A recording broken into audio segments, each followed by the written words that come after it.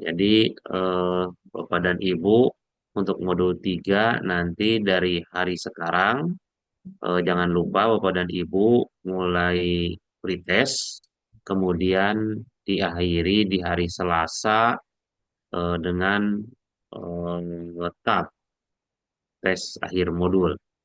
Di hari Selasa juga nanti kita akan mulai modul 4 ya. Di hari Selasa juga kita mulai modul 4 itu jadi di hari Senin Bapak dan Ibu tugasnya nanti harus sudah diselesaikan. Kemudian di hari Selasanya Bapak dan Ibu tinggal mengikuti TAM ya. Tinggal mengikuti TAM, kemudian Selasa sorenya atau siangnya Bapak dan Ibu juga mengikuti pretest modul 4 gitu ya. Kemudian di modul 3 ini di fikih ini materinya tentang fikih eh, ada biasa sama dengan eh, modul terdahulu ada 4 KB. Jadi ya, Bapak dan Ibu meresume 4 KB. Resume 4 KB. KB1, KB2, KB3, KB4 tentang fikih sama dihindari eh, untuk kesamaannya dihindari eh, jangan lebih dari 50% juga jangan nol. Nah, kemudian yang kedua yaitu Bapak dan Ibu eh, analisa bahan ajar. Untuk analisa bahan ajar, Bapak dan Ibu menganalisa itu tentang analisa KB4, yaitu tentang jurnalnya yang berjudul Persepsi Ulama Bangka Belitung tentang Teori Khilafah dan Implementasinya terhadap Ukhuwah Islamiyah dan Ukhuwah Basyariah dalam keutuhan NKRI di Bangka Belitung. Itu analisanya. Kemudian untuk tugas PJBL-nya, Bapak dan Ibu, itu untuk tugas PJBL-nya, Bapak dan Ibu sekarang masuk ke tahapan ketiga, ya. Jadi Bapak dan Ibu masuk ke tahapan eh, jadi untuk tugas PJBL-nya, Bapak dan Ibu masuk ke tahapan ketiga ya. Tahapan pertama, Bapak dan Ibu identifikasi masalah materi pembelajaran. Tahapan kedua yaitu eksplorasi penyebab masalah secara teoritis. Nah, kemudian di tahapan ketiga, eksplorasi penyebab masalah secara realitas. Eh, Realitasnya seperti apa dari masalah teori itu, teori yang Bapak dan Ibu sampaikan di PJBL. Materi PJBL-nya, materinya apa, kemudian eh, yang pertama identifikasi masalahnya, masalah pembelajarannya, kemudian yang kedua identifikasi materi pembelajarannya, yang ketiga itu identifikasi penyebab masalahnya, yang kedua eksplorasi penyebab masalah secara literasi, yang ketiga yaitu eksplorasi penyebab masalah secara realitas. Itu ya realitasnya seperti apa, gitu kan, sehingga dibutuhkan model PJBL materi tersebut ya. Materi tersebut kemarin realitasnya seperti apa, eh, teorinya seperti apa, dibutuhkan model PJBL. Sekarang materi tersebut realitasnya seperti apa, dibutuhkan eh, model PJBL itu. Kemudian Bapak dan Ibu jangan lupa saya eh, mm, menyampaikan kembali, jangan lupa tugas itu dikerjakan secepatnya supaya Bapak dan Ibu tidak kesulitan di TAM nantinya ya. Takutnya TAM-nya sudah ditutup, Bapak dan Ibu tidak bisa TAM, baru menyelesaikan tugas sehingga Bapak dan Ibu harus remedial. Remedial kan capek lagi Bapak dan Ibu ya. Karena tidak ikut TAM, Bapak dan Ibu karena sudah ketutup TAM-nya, kemudian karena tugasnya belum diselesaikan, sehingga Bapak dan Ibu nambah lagi tugas. Harus remedial. Di sininya, di soalnya di sistem sayanya, kalau Bapak dan Ibu belum TAM, itu pasti tidak lulus gitu di modul ini. Jadi saya harus berikan remedial. Kalau di saya remedial tinggal klik saja, klik remedial gitu. Cuma Bapak dan Ibu kan mengerjakan lagi, ada tugas lagi gitu kan. Jadi nambah tugas. Bapak tahu tugasnya apa nggak tahu, tergantung katanya tergantung sistem tugasnya. Kadang disuruh buat ini disuruh buat apa soal dengan jawabannya, kadang disuruh buat apalah nggak tahu saya juga tugasnya. Jadi Bapak dan Ibu sekali lagi jangan sampai telat. Makanya saya langsung namanya saya sebutkan di WAG bahwa ibu ini yang belum, bapak ini yang belum gitu. Itu karena supaya menjadi perhatian bapak dan ibu supaya secepatnya diselesaikan dan bapak dan ibu tidak masuk ke remedial itu saja. Tapi dari sekarang ingat-ingat bapak dan ibu bahwa sekarang itu eh, modul ketiga yaitu harus diselesaikan sama bapak dan ibu di sebelum hari ketiga. Hari ke satu sekarang, besok itu libur, hari keduanya Senin. Nah, Selasa itu Bapak dan Ibu harus tinggal mengerjakan TAM hari Selasanya. Jadi malam Selasa Bapak dan Ibu tugasnya sudah selesai. Hari ininya, hari Selasanya Bapak dan Ibu tinggal mengerjakan TAM. Kemudian siangnya itu Bapak dan Ibu sudah masuk ke modul 4 ya. Modul fikih, modul SKI nanti siangnya. Jadi Bapak dan Ibu agak untuk yang ganjil itu dia 2 hari setengah. Kalau untuk yang genap dia 2 hari setengah juga sama semua 2 hari setengah. Ya enaknya kalau yang genap ada sisa malam gitu kan. Kalau yang ganjil tidak ada langsung nyambung. Nah itu untuk eh, persiapan modul 3 untuk fikihnya silakan presentasi dari KB1 sampai Al-Quran hadis ya. Quran hadis silakan presentasi dari KB1 sampai dengan KB 4. Bagian siapa sekarang? Silakan Pak Bu, Ya, mulai saya Pak. yuk. Oke. KB1 Bu Eni ya. Ya, enggak Ya, Bu Eni. Yuk. Bismillahirrahmanirrahim. Assalamualaikum warahmatullahi wabarakatuh. Di sini Waalaikumsalam Waalaikumsalam warahmatullahi saya warahmatullahi wabarakatuh. akan wabarakatuh. menjabarkan modul 2 Al-Quran Hadis KB pertama yang berjudul Al-Quran dan Metode Memahaminya. Adapun poin-poinnya yaitu yang pertama pengertian Al-Quran, ayat-ayat muhkamat, ayat-ayat mutasyabih, tafsir, ta'wil, dan terjemah.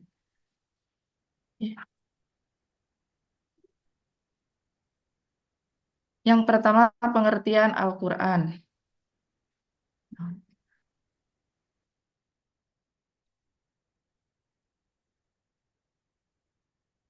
Ih, aduh, kenapa?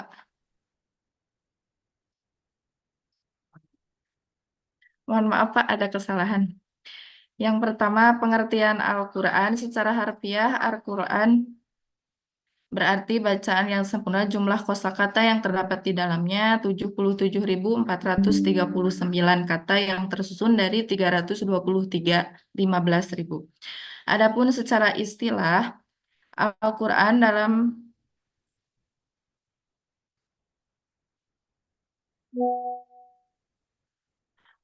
dalam firman-Nya yang bersifat mukjizat yang diturunkan kepada Nabi Muhammad yang terakhir melalui perantara malaikat Jibril. Ditulis dalam mushaf, ditransmisikan kepada kita secara mutawatir, kemudian diberi bagi pembacanya dan diawali dengan surat Al-Fatihah dan diakhiri dengan surah An-Nas. Yang selanjutnya yaitu ayat-ayat muhkamat. Kata muhkam sebagai bentuk tunggal dari muhkamat secara bahasa berasal dari akar kata hakama yahkamu hukman, berarti menetapkan, memutuskan atau memisahkan. Kemudian dijadikan wajan af'ala menjadi ahkama yuhkimu ihkam yang berarti mencegah. Al-hukmu artinya memisahkan antara dua hal menurut makna al-qoton. Secara terminologi, muhkam adalah ayat yang mudah diketahui maksudnya, mengandung satu makna dan dapat diketahui secara langsung.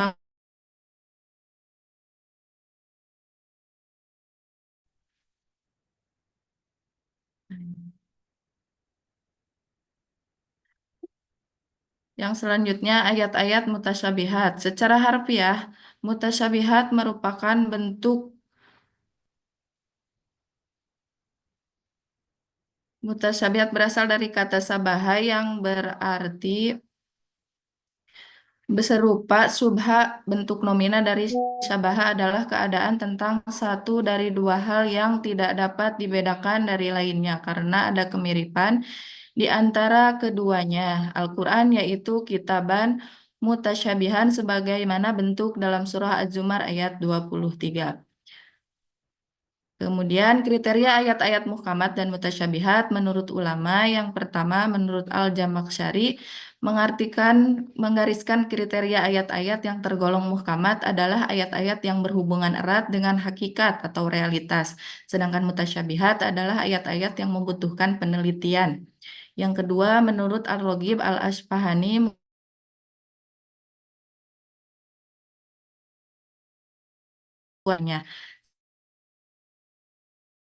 sementara ayat-ayat muhkamat menurutnya adalah ayat-ayat yang tidak termasuk ke dalam kategori mutasyabihat. Kemudian yang selanjutnya tafsir. Tafsir menurut bahasa bermakna al-idoh atau menjelaskan, al-bayan menerangkan, dan al-qash menyingkapkan. Sedangkan secara terminologi terdapat berupa pendapat salah satunya menurut Subhi al-Sholih yang mendefinisikan adalah ilmu yang membahas tentang Al-Quran dari segi pengertiannya terhadap maksud Allah sesuai dengan kemampuan manusia. Menurut Al-Kilabi bahwa tafsir adalah menjelaskan Al-Quran, menerangkan maknanya, dan menjelaskan apa yang dikehendaki dengan nasnya atau dengan isyarat atau tujuannya. Menurut Syekh Al-Jazairi, tafsir pada hakikatnya adalah menjelaskan lafaz yang sukar dipahami oleh pendengar dengan mengemukakan lafaz sinonimnya atau makna yang mendekatinya atau dengan jalan mengemukakan salah satu dilalah lafaz tersebut. Dan yang selanjutnya takwil. Takwil yang kemudian diserap ke dalam bahasa Indonesia ditakwil menurut bahasa berasal dari kata awala yu'awilu takwil yang memiliki makna arruju atau al-aud yang berarti kembali. Berkaitan dengan kata ini, Al-Quran beberapa kali menggunakan kata takwil dalam menjelaskan maksud dari sebuah peristiwa atau kisah. Nah, takwil berbeda dengan tafsir sekalipun keduanya menjelaskan maksud dari Allah sebuah pernyataan dalam Al-Quran. Kemudian, adapun perbedaan tafsir dan takwil. Kalau tafsir menjelaskan makna yang zahir, digunakan dalam kata dan kosakatanya, digunakan dalam Al-Quran dan kitab lainnya. Sementara takwil mengungkapkan makna batin, digunakan dalam makna dan susunan kalimatnya. Takwil lebih banyak digunakan dalam kitab Al-Quran. Nah, itulah perbedaan tafsir dan takwil ya, di mana tafsir itu hanya bisa digunakan ke dalam kitab yang lainnya, sementara takwil hanya digunakan di dalam Al-Quran. Kemudian yang terakhir terjemah. Terjemah menurut bahasa berarti salinan dari suatu bahasa ke bahasa lain atau mengganti, menyalin, memindahkan, kemudian dari suatu bahasa ke bahasa lain. Penerjemah dibagi menjadi dua, yaitu terjemah harfiah dan terjemah tafsiriyah. Terjemah harfiah yaitu mengalihkan lafaz-lafaz dari satu bahasa ke dalam bahasa lain dalam lafaz-lafaz yang serupa dari bahasa lain sedemikian rupa sehingga susunan dan tertib bahasa kedua sesuai dengan susunan dan tertib bahasa pertama. Terjemah tafsiriyah atau terjemah maknawiyah yaitu menjelaskan makna pembicaraan dengan bahasa lain tanpa terikat dan dengan tertib kata-kata bahasa asal atau memperhatikan susunan kalimatnya. Mungkin hanya itu yang dapat saya sampaikan. Kurang lebihnya mohon maaf. Wabillahi taufiq wal hidayah. Wassalamualaikum warahmatullahi wabarakatuh. Waalaikumsalam warahmatullahi. Dilanjut aja langsung.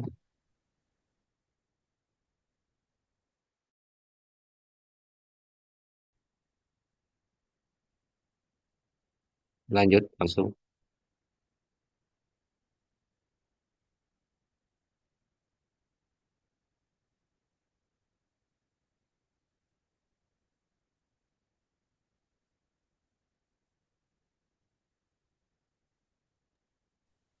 Oke, Bismillahirrahmanirrahim. Assalamualaikum warahmatullahi wabarakatuh. Warahmatullahi wabarakatuh. Eh, untuk materi yang kedua yaitu berkaitan dengan pendekatan dan metode penafsiran Al-Quran. Yang pertama, urgensi pendekatan dan metode penafsiran Al-Quran. Pada zaman Nabi Muhammad SAW, tidak ada istilah penafsiran Al-Quran, tidak membutuhkan pendekatan dan metode penafsiran dalam memahami ayat-ayat Al-Quran, karena semua permasalahan terkait dengan Al-Quran langsung ditanyakan dan dijelaskan oleh Nabi Muhammad SAW. Jadi, ketika di zaman Nabi dan para sahabat itu tidak ada eh, pendekatan ataupun metode penafsiran karena para sahabat itu mengetahui bagaimana asbabun nuzul daripada ayat Al-Quran tersebut. Namun ketika zaman sudah semakin jauh dengan Nabi dan para sahabat, sementara penjelasan Al-Quran semakin dibutuhkan, maka para ulama di bidang tafsir melakukan ijtihad masing-masing untuk melakukan penafsiran terhadap Al-Quran tersebut. Ada beberapa jenis metode penafsiran Al-Quran. Yang pertama, metode tahlili atau analisis. Metode tahlili adalah metode yang menjelaskan ayat Al-Quran dengan cara menguraikan ayat demi ayat, surah demi surah, sesuai tata urutan dengan penjelasan yang cukup terperinci sesuai dengan kecenderungan masing-masing mufasir terhadap aspek-aspek yang ingin disampaikan. Yang kedua, metode ijmali atau global.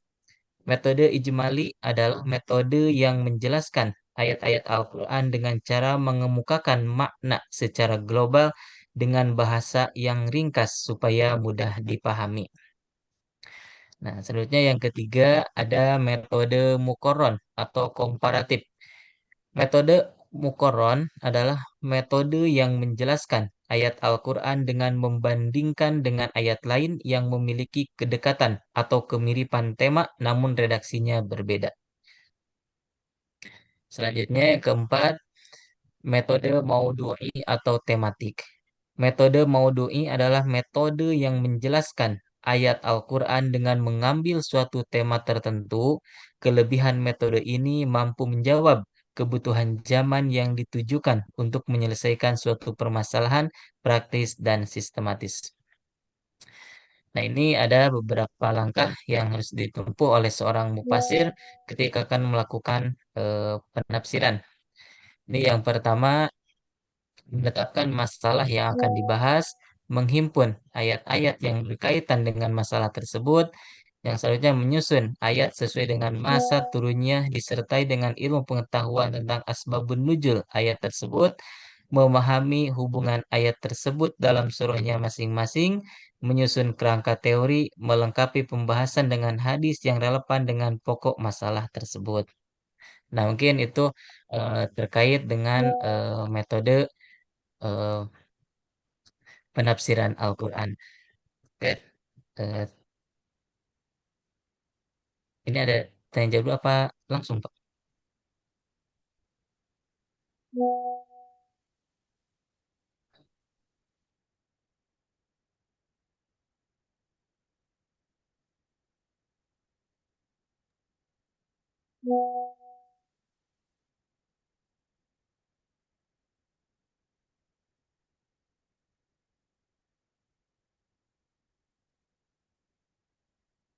Nanti tanya jawabnya di akhir aja ya, Oh iya, langsung aja. Ya, ya, ya, baik. Terima kasih. Mungkin itu yang dapat saya sampaikan. Kurang dan lebihnya, mohon maaf. Assalamualaikum warahmatullahi wabarakatuh. Waalaikumsalam. Waalaikumsalam. Waalaikumsalam warahmatullahi wabarakatuh.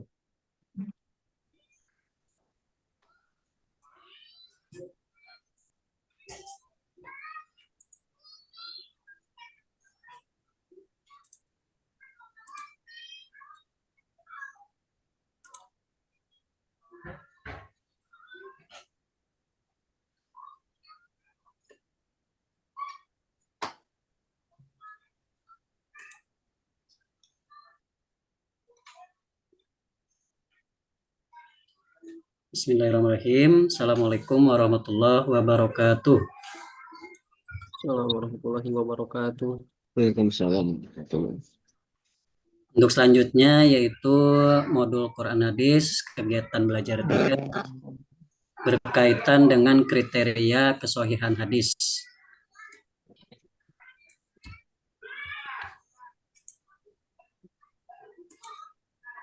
Diawali dengan definisi hadis. Hadis secara bahasa bermakna berita dan baru. Hadis menurut ulama hadis adalah sinonim dari sunnah, yakni segala hal yang berasal dari Rasul, baik sebelum masa kenabian maupun setelah kenabian. Hadis mayoritas ulama hadis mendefinisikan sebagai segala hal yang diriwayatkan dari Nabi Muhammad SAW setelah kenabian, baik berupa ucapan, perbuatan maupun keputusan. Adapun macam-macam hadis, menurut dari sisi pembagiannya ada dua, yaitu pembagian dapat ditinjau dari sisi periwayatannya dan dari sisi diterima dan tidaknya.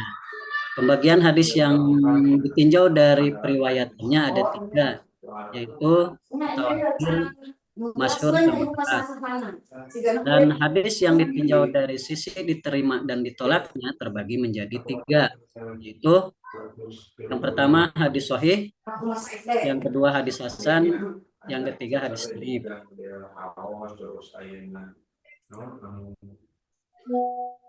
Hadis sahih yang pertama adalah hadis sahih, yaitu hadis yang sanadnya atau rantai perawinya bersambung dan mereka itu adil dan kuat hafalan. Mereka meriwayatkan dari perawi yang sama kualitasnya dan hadis itu tidak bertentangan dengan hadis dan tidak ada celahnya. Maka dari definisi tersebut, suatu hadis dapat dikatakan sahih jika memenuhi syarat. Yang pertama, sanad perawinya bersambung, tidak terputus dari awal sampai akhir menuju sandarnya Nabi Muhammad SAW. Kemudian perawinya adil. Adil di sini yaitu istiqomah dalam agamanya, baik akhlaknya, dan bebas dari sifat fasik dan segala yang mengurangi muruah atau kewibawaannya.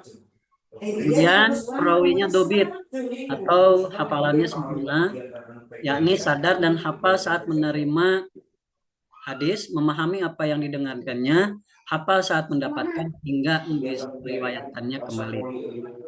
Kemudian bisa dikatakan dengan hadis, yaitu hadisnya tidak syad. Maksudnya periwayatan hadis ini tidak bertentangan dengan hadis yang diriwayatkan oleh perawi yang lebih baik lagi. Kemudian hadis sahih bisa dikatakan sahih, yaitu bebas dari ilat atau celah, seperti memarfukan hadis sebenarnya marfu. Marfu yaitu hadis yang disandarkan kepada Nabi Muhammad SAW, baik berupa ucapan, perbuatan, takdir, sifat. Maupun hadis yang disandarkan kepada sahabat Nabi, baik dalam bentuk perkataan, perbuatan, atau takdir. Hadis sahih dibagi kepada dua bagian, yaitu hadis lidatihi dan hadis lighairihi. Hadis lidatihi, hadis yang mengandung kriteria ideal diterimanya hadis, seperti yang dipaparkan tadi. Syarat-syarat hadis itu seperti halnya sanadnya tidak terputus, dobit rawinya dobit, tidak ada celah, dan lain sebagainya. Sahih li ghairihi, hadis yang tidak mengandung kriteria ideal diterimanya hadis, namun posisinya menjadi kuat dikarenakan faktor lain, seperti kondisi perawinya yang kurang dobit, dan seperti juga hadis hasan jika terdapat riwayat lain yang menguatkan sehingga naik ke derajat hadis sahih. Kesohihan hadis, dalam hadis sahih itu berbeda-beda derajat kesohihannya, tergantung kekuatan kedobitannya si perawi atau keterkenalannya ilmu perawinya dan lain sebagainya. Ulama berbeda pendapat tentang riwayat apa yang paling sahih dalam periwayatan hadis. Sebagian berpendapat bahwa hadis yang paling sahih adalah hadis yang diriwayatkan oleh Syihab Az-Zuhri dari Salim bin Abdullah bin Umar dari Ibnu Umar. Ada lagi sebagian berpendapat riwayat yang paling sahih adalah hadis yang diriwayatkan oleh Sulaiman Al-Amasi dari Ibrahim An-Naqai dari Alqamah bin Qais dari Abdullah ibnu Mas'ud. Ada lagi Imam Bukhari dan lainnya berpendapat bahwasanya riwayat yang paling sahih, hadis-hadis sahih adalah hadis yang diriwayatkan oleh Imam Malik bin Anas dari Nafi Maula Ibnu Umar. Ini yang sering disebut para ulama sebagai rantai emas. Yang selanjutnya yaitu hadis hasan. Hadis hasan adalah hadis yang memenuhi syarat hadis sahih, akan tetapi terdapat kekurangan dalam hal kedobitan si perawinya atau kurang hafalan perawinya. Hukum hadis hasan bisa diterima dan wajib diamalkan isi hadis tersebut karena pada dasarnya hanya kedobitannya saja yang ada dalam diri perawi, kurang sempurna. Perbedaan antara hadis sahih dan hadis hasan terletak pada kedobitan perawi, di mana dalam hadis sahih kedobitannya sempurna, sedangkan pada hadis hasan kedobitannya kurang sempurna. Hadis hasan pun dibagi menjadi dua, yaitu hadis hasan lidatihi, hadis hasan lighairihi. Hadis hasan lidatihi seperti definisi hadis hasan yang barusan, jadi kurang sempurnanya kedobitan perawi. Hadis hasan lighairihi adalah hadis yang terpenuhi syarat hadis hasan, dengan demikian kedobitannya lemah akan tetapi dikuatkan oleh faktor lain sehingga derajatnya menjadi naik hadis hasan. Seperti sanadnya tidak diketahui, sering salah namun tidak terindikasi bohong, juga bukan karena kefasikan. Hadis hasan lighairi dapat dijadikan hujah atau dalil seperti halnya hadis hasan lidzatihi dapat diterima dan diamalkan isi hadisnya. Hadis-hadis hasan ini biasanya terdapat banyak di kitab-kitab sunan. Meskipun terdapat pula hadis sahih, hadis hasan, hadis sahih. Sunan-sunan di sini seperti halnya Sunan An-Nasai, Ibnu Majah ataupun Tirmizi dan lain sebagainya. Kemudian hadis dhaif. Hadis dhaif adalah hadis yang tidak terpenuhi kriteria diterimanya hadis, ataupun sebagian ulama berkata adalah hadis yang tidak terdapat kriteria hadis sahih dan hadis hasan. Macam-macam hadis sahih, ada hadis mursal. Hadis mursal ini disandarkan oleh tabi'in kepada Nabi, baik tabi'in itu senior maupun junior, disebut hadis mursal karena tidak melibatkan sahabat. Untuk hukumnya Abu Hanifah, Imam Malik berpendapat hadis mursal dapat dijadikan dasar. Kalau Imam Nawawi, Imam Syafi'i berpendapat hadis mursal ini tidak dapat dijadikan dasar. Tapi sebagian ulama berpendapat hadis mursal dapat dijadikan dasar apabila ada yang menguatkannya. Hadis dhaif yang selanjutnya itu hadis munqati. Hadis munqati mungkin dari kata qata ayak ta'u, jadi terputus, memutuskan, yaitu hadis yang sanadnya terputus salah satu atau lebih perawinya, atau perawinya tidak dikenal, baik terputusnya di awal sanad, di tengahnya, atau di akhirnya. Hadis muadhal, hadis yang sanadnya terputus dua perawi atau lebih. Kemudian hadis dhaif yang lain yaitu hadis mu'allal. Hadis ini terkuak pada celahnya yang parah meskipun zahirnya nampak baik, seperti menyebut harusnya hadis munqati tapi disebut mausul, hadisnya mauquf disebut hadis marfu. Hadis dhaif yang lainnya yaitu hadis mudharib. Hadis ini banyak yang diriwayatkan oleh dari segala sisi, tapi bertentangan satu sama lainnya serta tidak mungkin dilakukan tarjih. Hadis maklub, yakni hadis yang perawinya salah terbalik dalam menyebutkan matan hadis. Seperti hadis tentang 7 golongan yang mendapatkan naungan Allah. 7 golongan yang disebutkan salah satunya seorang yang bersedekah secara diam-diam hingga tangan kanannya tidak mengetahui apa yang diinfakkan tangan kirinya. Padahal yang benarnya itu adalah hingga tangan kirinya tidak mengetahui apa yang diinfakkan tangan kanannya. Seperti juga menyebutkan nama perawinya Murrah bin Ka'ab, kebalik menjadi Ka'ab bin Murrah. Itu hadis maklub. Hadis yang dhaif yang lainnya ada hadis syadz yang perawinya dapat diterima akan tetapi bertentangan dengan hadis yang diriwayatkan oleh perawi yang lebih dipercaya ataupun lebih diterima karena kedobitan lebih atau karena perawinya lebih banyak. Hadis mungkar, hadis yang perawinya lemah serta bertentangan dengan hadis yang perawinya sikoh, itu hadis mungkar. Hadis mudhoaf, hadis yang belum disepakati atas kedoifannya, sebagian ulama mendoifkan dan sebagian lagi menguatkan. Tetapi yang mendoifkannya lebih kuat daripada menguatkannya. Biasanya si perawi ini bisa mendoifkan karena lebih percaya perawinya dan tidak bisa dilakukan tarjih.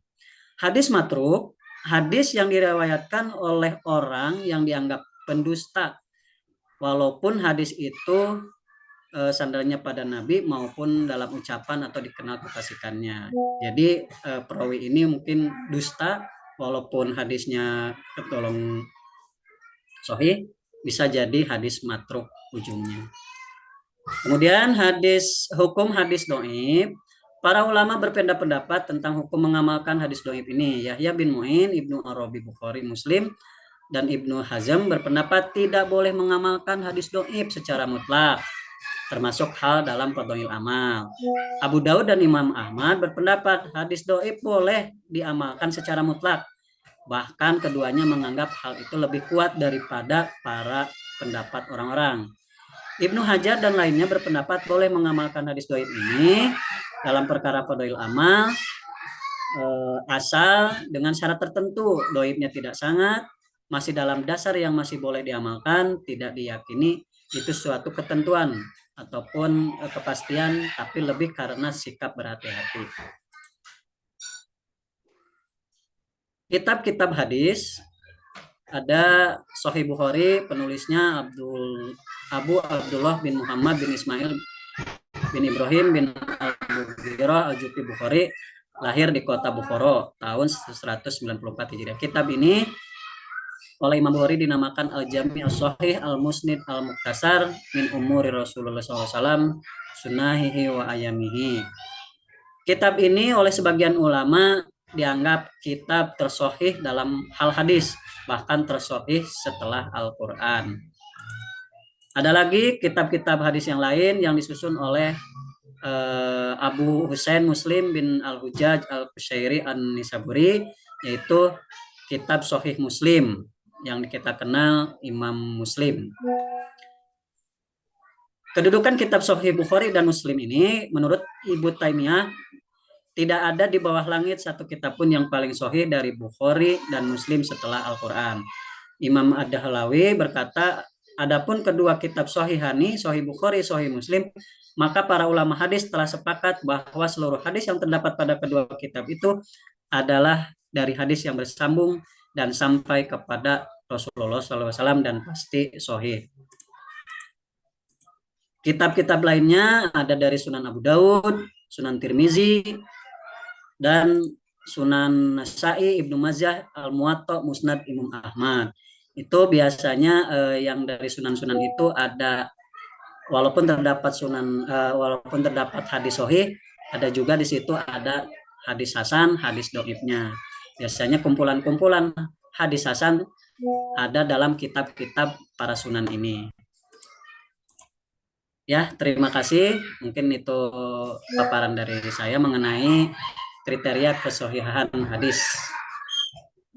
Akhiran, assalamualaikum warahmatullahi wabarakatuh. Mohon izin, Bapak, tadi ada materi yang terlewat di KB2, yaitu ingin menambahkan dulu.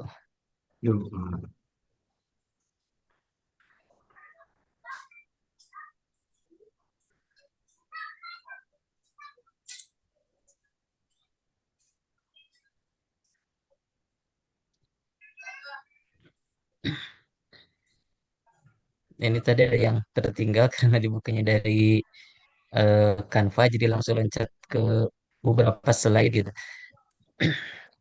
Nah, ini terkait dengan pendekatan penafsiran Al-Quran. Yang pertama itu ada tafsir bi al-Matsur, yaitu pendekatan yang digunakan dalam menafsirkan Al-Quran yang didasarkan kepada penjelasan-penjelasan yang diperoleh melalui riwayat pada sunnah, hadis maupun asar, termasuk ayat-ayat Al-Quran yang lain. Tafsir bil masur disebut juga dengan tafsir bi'ar riwayah. Ini lanjutannya terkait pendekatan tafsir bil maksur. Ini memiliki beberapa cara dalam menafsirkan Al-Quran. Di antaranya yang pertama penafsiran ayat Al-Quran dengan ayat yang lain, penafsiran Al-Quran dengan hadis Nabi, dan penafsiran Al-Quran dengan keterangan para sahabat dan tabi'in. Yang kedua, tafsir bir ro'i atau tafsir ad-diroyah. Nah, ar-ra'yi adalah pikiran atau nalar. Tafsir bir-ra'yi adalah penafsiran seorang mufasir yang diperoleh melalui hasil penalaran atau ijtihadnya. Nah, ini para ulama membagi dua jenis tafsir ini, yaitu tafsir bir-ra'yi al-ma'dum atau tercela dan tafsir mahmud atau terpuji. Nah, selanjutnya tafsir bil al-isyarah atau tafsir isy'ari. Menurut bahasa, kata isy'ari adalah memberi isyarat atau tanda atau menunjukkan. Ini sedangkan menurut istilah tafsir isy'ari adalah suatu upaya untuk menjelaskan kandungan Al-Quran dengan menakwilkan ayat-ayat sesuai isyarat yang tersirat dengan tanpa mengingkari yang tersurat atau dohir ayat. Nah, ada beberapa syarat diterimanya tafsir isy'ari. Yang pertama, tidak bertentangan dengan makna lahir, makna dohirnya Al-Quran atau lahirnya Al-Quran. Penafsiran didukung oleh dalil-dalil syarak lainnya. Penafsiran tidak bertentangan dengan dalil syarak dan penafsirannya tidak terlalu jauh sehingga tidak ada hubungannya dengan lafaz. Nah, ini tadi mohon maaf Bapak, jadi ada yang terlewat ya beberapa slide. Oke, terima kasih itu untuk penambahan materinya.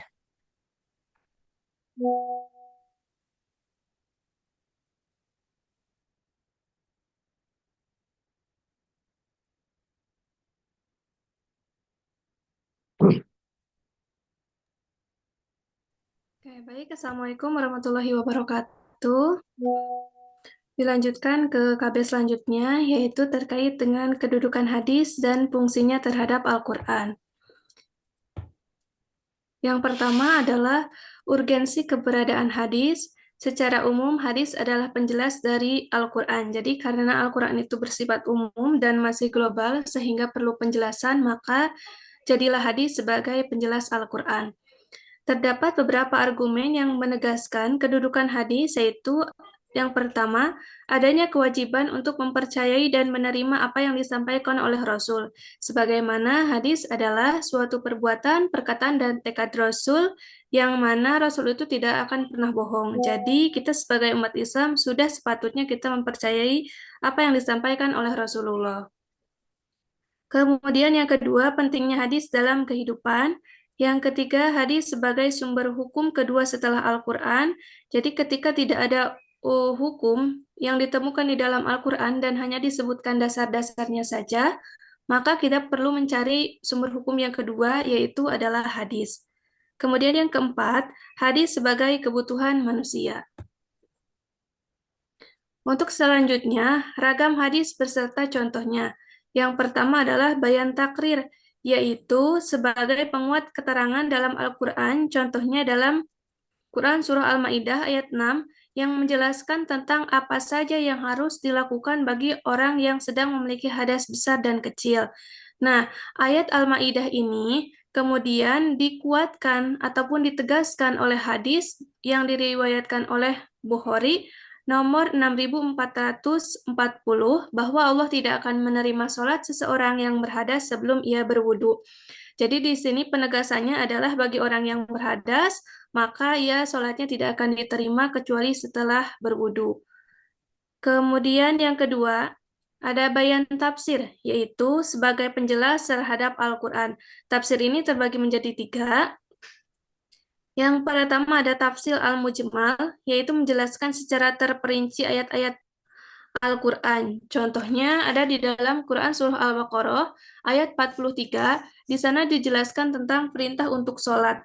Namun di dalam ayat itu tidak dijelaskan pula tata caranya sholat. Maka dijelaskanlah dalam sebuah hadis yang diriwayatkan oleh Imam Bukhari nomor 595.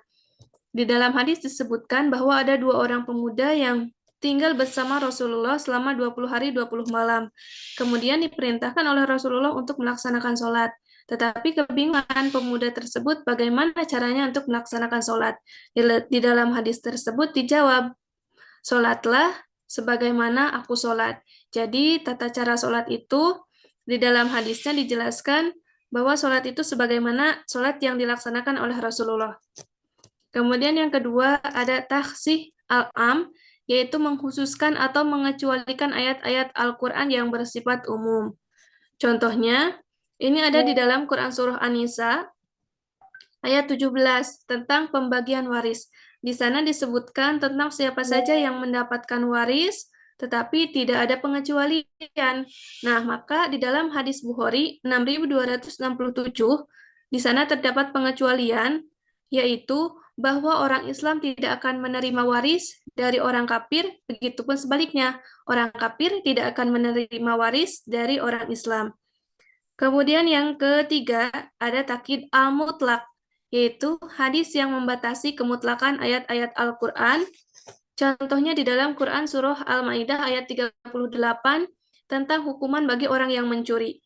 Di dalam Quran Surah Al-Ma'idah ayat 38 ini tidak dijelaskan sampai mana ataupun batasannya sampai mana harus memotong tangan si pencuri, apakah hanya jari-jarinya saja atau sampai pergelangan atau sampai bahu. Maka di dalam hadis dijelaskan batasan untuk memotong tangan si pencuri itu adalah sampai pergelangan tangan.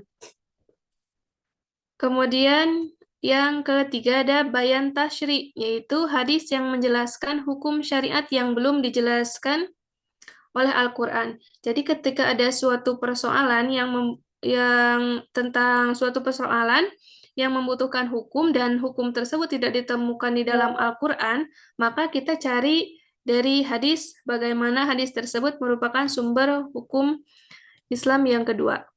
Kemudian yang keempat ada bayan nasakh, yaitu hadis yang membatalkan atau menghapus ketentuan yang terdapat di dalam Al-Quran. Contohnya di dalam surah Al-Baqarah ayat 180 tentang perintah untuk meninggalkan wasiat. Kemudian dihapus ataupun dibatalkan oleh hadis dari Al-Nasa'i nomor 3581 bahwa seseorang yang akan meninggal dunia tersebut tidak perlu untuk membuat wasiat karena di dalam Al-Quran sudah dibagi hak-haknya ataupun siapa saja yang mendapat warisan.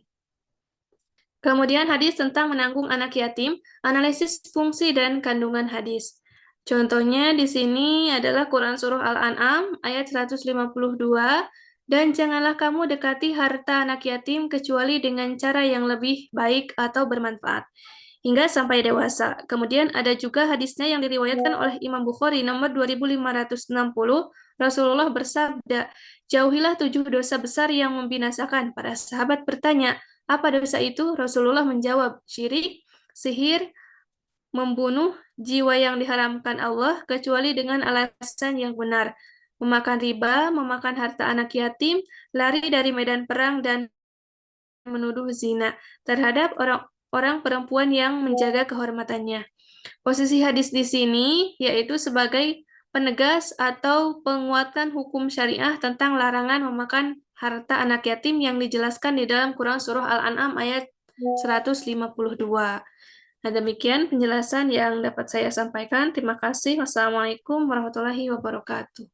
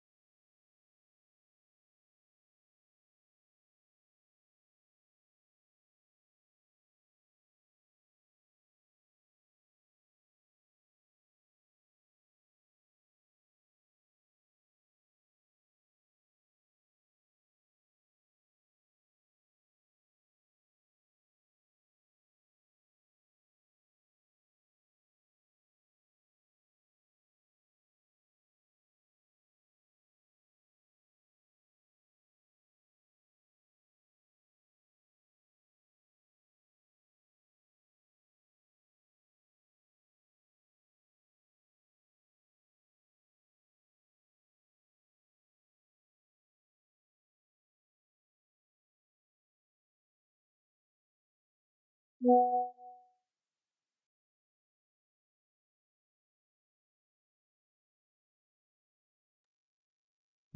ya, Bapak Ibu. Screenshot dulu.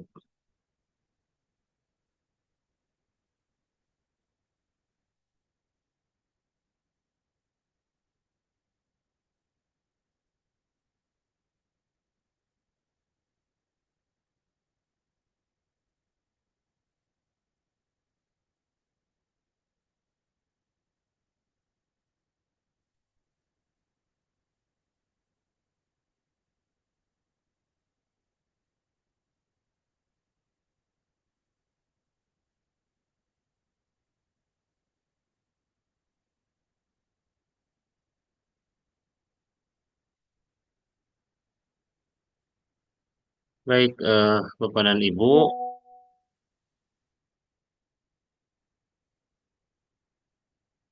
eh, tadi yaitu materi Quran hadis. Bapak dan Ibu harus betul-betul dipahami dari mulai materi Al-Quran tentang ayat-ayat muhkamat, ayat-ayat mutasyabihat.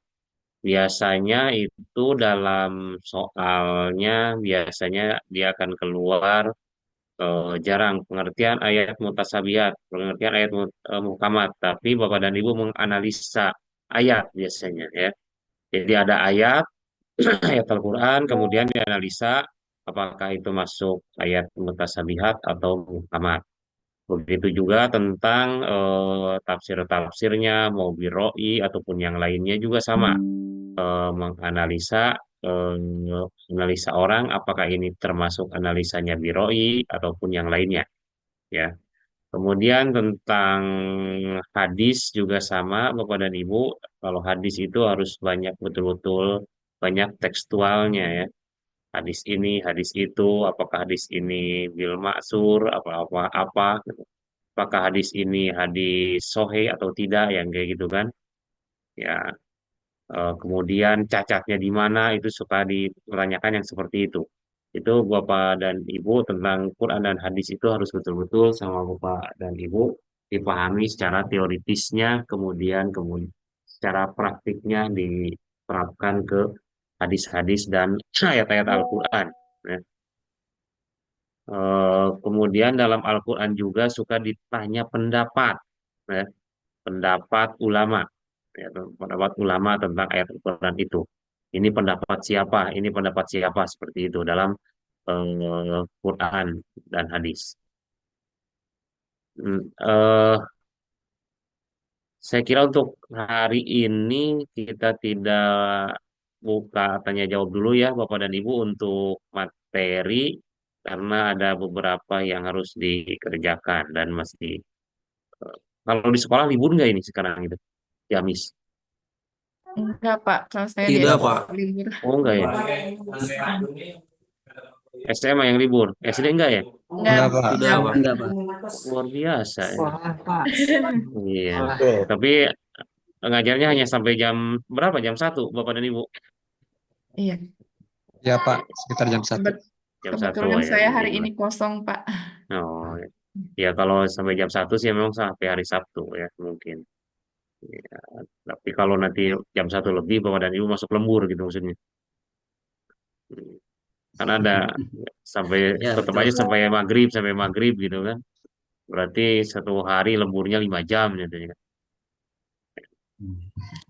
Baik, Bapak dan Ibu, untuk pertemuan sekarang, Bapak dan Ibu, saya mengingatkan saja bahwa Bapak dan Ibu harus betul-betul diselesaikan tugas-tugasnya. Makin ke sini kan makin mudah ternyata kan. Ya cuma seperti itu saja. Bapak dan Ibu jangan terlalu mempermasalahkan nilai yang didapat. Yang penting Bapak dan Ibu tahapan demi tahapan maju sampai selesai dan sampai lulus ya. Jangan sampai mempermasalahkan kenapa nilai saya 81, kenapa 82, susah lah gitu. Ya karena dalam penilaian itu ya kadang ada subjektivitasnya. Sebagian besar ada subjektivitasnya, apalagi cuma resume kan. Resume analisa kan itu subjektivitasnya tinggi nilainya, kecuali kalau pilihan ganda seperti pretest dan poste dan tam. Nah, untuk hari ini jangan lupa Bapak dan Ibu kerjakan dulu pretest, kemudian Bapak dan Ibu resumenya dikerjakan. Kalau Bapak dan Ibu semuanya sudah selesai, tinggal upload saja. Tapi Bapak dan Ibu perhatikan kesesuaiannya jangan sampai nol dan jangan sampai lebih dari 50%. Gitu. Jadi nanti besok hari Minggu, hari Senin itu sudah agak santai. Apalagi hari Senin itu kan hari yang paling sibuk. Di mana-mana semua hari Senin itu yang hari yang paling sibuk. Kalau Bapak dan Ibu sekarang sudah selesai, hari Minggunya tinggal refreshing besok. Hari Seninnya juga Bapak dan Ibu sibuknya hanya sibuk sekolah, tidak tugas. Tinggal hari Selasa, Bapak dan Ibu mengerjakan TAM. Bisa dari pagi sebenarnya TAM itu kalau sudah selesai semua tugasnya. Syaratnya itu semua tugasnya sudah selesai. Ada 3 tugas yaitu resume, analisa, kemudian PGBL. Sedikit sebenarnya itu ya. Kedepannya Bapak dan Ibu tugasnya numpuk biasanya. Kedepannya ini itu apalagi yang terakhir yang PPL itu. Yang PPL itu Bapak dan Ibu agak beratnya Bapak dan Ibu buat video. Tapi kalau sudah dibuat dari sekarang semuanya sebenarnya berkesinambungan. Seperti sekarang PGBL, nanti Bapak dan Ibu akan membuat modul ajar PGBL kan kalau sudah ada bahannya sudah selesai. Nanti selanjutnya pendalaman yang PBL-nya dan Bapak dan Ibu sudah membuat PBL-nya sudah selesai juga. Instrumen-instrumen nanti juga sudah selesai di Lokakarya. Setelah Lokakarya sebenarnya sudah selesai Bapak dan Ibu, ke sana tinggal input-input saja. Tapi kadang-kadang karena tidak matching antara pendalaman Lokakarya, itu kesananya Bapak dan Ibu kesulitan lagi buat awal lagi. PL misalkan nanti butuh modul ajar, akhirnya buat lagi baru padahal sudah ada di Lokakarya karena tidak enak untuk PPL yang Lokakarya. Nah, dari sekarang Bapak dan Ibu desain bahwa kalau buat modul ajar itu dari sekarang itu didesain untuk sampai pada UK gitu, untuk sampai pada UKIN ya, untuk sampai pada UKIN gitu. Jadi selesai mau PBL, mau PGBL, mau TPACK, mau apalah gitu ya ada P5 gitu, itu harus sudah selesai gitu. Nah, itu Bapak dan Ibu silahkan untuk sekarang yang mau beraktivitas ngajar silahkan lanjutkan. Kemudian jangan lupa diselesaikan tugas-tugasnya secepat mungkin supaya Bapak dan Ibu tidak keteteran di akhir. Cukup ya, Pak, Bu. Ada yang mau ditanyakan ke saya? Pak, Ya. Assalamualaikum warahmatullahi wabarakatuh. Izin bertanya, yang tentang rekap administrasi yang dikumpulkannya tiap 6 modul sekali. Nah, yang pertama itu cara download nilai per modulnya di sebelah mana. Kemudian yang kedua untuk screenshot resume yang nilainya terbesar ya Pak. Nah itu teh kan per resume teh beberapa halaman atau beberapa slide. Apakah di screenshot semua atau cukup satu halaman saja dan di halaman yang mananya gitu. Kemudian yang RPS itu saja Pak. Terima kasih. Memang Bapak dan Ibu disuruh mengumpulkan administrasi apa saja? Yang bentar Pak, dilihat dulu ini.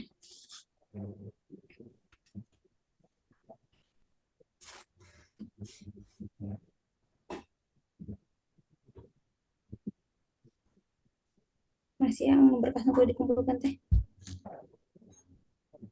Berkasnya boleh dikumpulkan teh mana sih? Berkasnya boleh dikumpulkan 6 bulan sekali. Yang itu.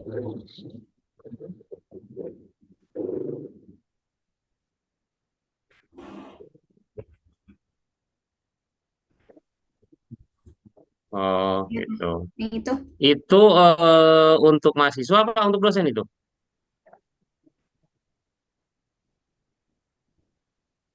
untuk mahasiswa Untuk mahasiswa. di Yang ini gitu Pak. Di mana itu? Di mana adanya? itu di grup Oh, ada itu Yang ini Pak. yang ini Pak. ini untuk dosen ini. Oh, Ini untuk dosen. oh Oh ya. gitu Pak. Ya. Berarti mahasiswa mah tidak ya Pak? Ya, mahasiswa hanya Bapak dan Ibu itu screenshot ini aja, Vidcon, kemudian buat video Vidcon masing-masing gitu aja, ke WAG itu aja. Oh iya iya ya Pak. Itu untuk dosen. Jadi untuk melihat kehadiran Bapak dan Ibu screenshot masing-masing ke WAG supaya saya melihat itu saja. Oh iya. Ini buat dosen, Kirain untuk buat semua dosen. mahasiswa, Pak. Ya Iya, mahasiswa kan nggak punya nilai RPS dosen, rekap nilai juga dosen. Itu saya salah ngirim berarti. oh iya. Ngirim. Ada di grup ya?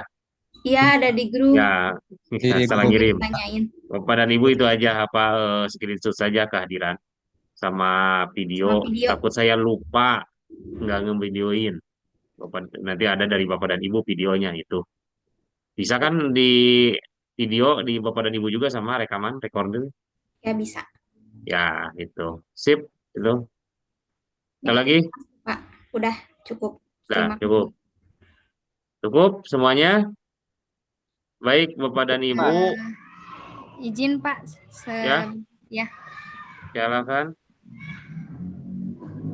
Assalamualaikum warahmatullahi wabarakatuh.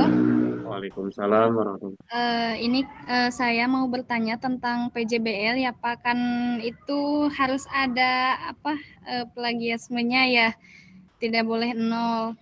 Itu saya udah berapa kali gitu mengusahakan untuk ada plagiasmenya gitu, udah berapa kali saya coba, agak sulit gitu untuk ada plagiasmenya. Kalau memaksakan ada plagiasme nanti kalau di PJBL takutnya merubah konsepnya gitu. Solusinya bagaimana Pak? Baik, Bapak dan Ibu, itu plagiarisme itu kenapa tidak boleh nol? Karena sebenarnya kalau ingin menolkan itu, kalau di space ya, terutama di sini di space ini masih ada kekurangan tentang detek plagiarismenya. Di antaranya, jika nol itu Bapak dan Ibu itu memasukkannya tipenya tipe gambar. Jadi kalau tipe gambar, kalaupun itu plagiarismenya diketik sebelumnya itu dapat misalkan 70%, ketika di shoot gambar dimasukkan ke situ ke space yang Bapak dan Ibu itu jadi nol plagiarismenya. Makanya menghindari itu supaya tidak nol itu. Kalau diketik manual sama Bapak dan Ibu itu biasanya suka ada saja plagiarismenya antara 1%, 2% dan seterusnya. Biasanya suka ada. Tapi kalau Bapak dan Ibu ketik manual juga, kalau banyak membuat garis, itu juga sama. Biasanya dia nol atau Bapak dan Ibu tidak pernah membuat enter, tuh kan? Jadi diketik terus tanpa ada enter itu juga sama. Atau Bapak dan Ibu tanpa ada titik, tanpa ada kalimat. Jadi biasanya ngetik terus tanpa ada kalimat itu plagiarismenya juga nol. Kemudian eh, hasil copy dari yang lain dipaste di situ tanpa Bapak dan Ibu eh, rapihkan kembali, dirapihkan kembali tanpa rapihkan kembali itu juga sama. Biasanya dia jadi nol plagiarismenya. Maka untuk menghindari itu supaya tulisan Bapak dan Ibu rapi, maka panitia mengumumkan bahwa plagiarisme itu harus 1 ke atas dan di bawah 50%. Kenapa di bawah 50%? Takutnya eh, biasanya dalam penulisan artikel itu, plagiarisme itu maksimal 25% sampai 30%. Ini dikasih toleransi 50% karena bukan penulisan artikel. Resume, ini hanya resume, takutnya banyak yang sudah sama. Sama dengan yang mana, Bapak dan Ibu? Bapak dan Ibu bukan sama dengan tulisan yang di luar, tapi sama dengan yang ada di space saja sebenarnya ini. Beda kalau artikel itu sedunia. Misalkan Sinta 2, misalkan Sinta 1, Sinta 2, Sinta 3, Sinta 4, Sinta 2, itu cek plagiarismenya itu sama sedunia, ada enggak? Seperti itu. Kalau ini hanya di space saja. Kalau ini hanya di space saja. Nah, jika masih tetap nol saja, coba Bapak dan Ibu amati itu. Siapa tahu tidak ada enternya, siapa tahu tidak ada garisnya, gitu. Biasanya seperti itu. Diamati itu. Kenapa tidak boleh nol? Kata panitia tidak boleh nol itu sebenarnya dari panitia. Kalau dari saya sih nggak masalah. Tapi memang penulisan itu hampir Tidak ada yang mirip satupun, satu kalimat pun. Biasanya ada saja yang mirip satu kalimat pun.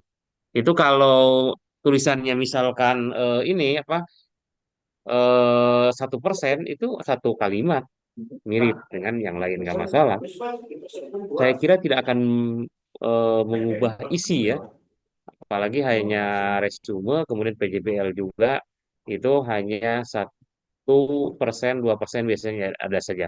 Kalau 0% biasanya ada kendala di eh, penulisan Bapak dan Ibu, itu biasanya kendalanya diantaranya biasanya ya kalau di space itu yang pertama Bapak dan Ibu mengkopinya itu dari Word kemudian acak-acakan. Setelah dikopikan itu acak-acakan ke ininya ke space-nya ataupun itu tipenya menggunakan tipe gambar. Kalau tipe gambar itu kedeteknya nol, makanya disuruh diketik manual di itu di apa di space, dicoba diedit manual berarti.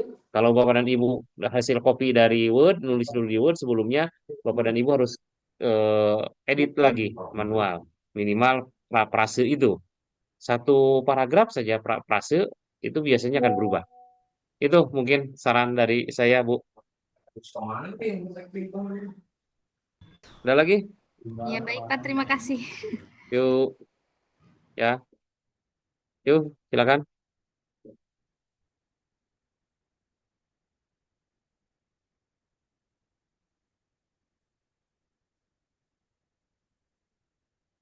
Jangan mepet-mepet. Hmm.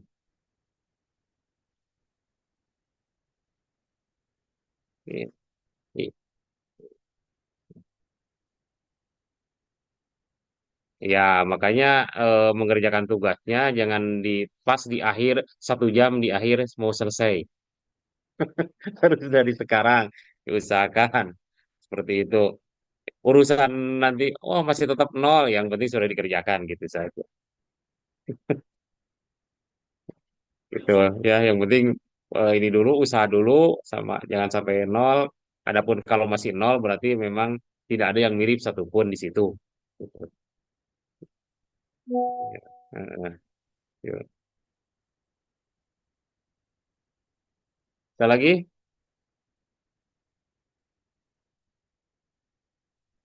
Sudah cukup?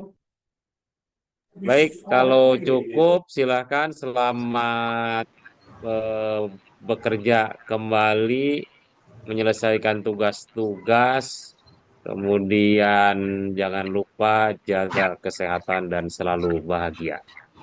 Kita tutup dengan hamdalah bersama-sama. Alhamdulillahirabbil alamin. Qaul muwafiq ila aqwamit thoriq. Wassalamualaikum warahmatullahi wabarakatuh. Waalaikumsalam Waalaikumsalam warahmatullahi wabarakatuh. warahmatullahi wabarakatuh.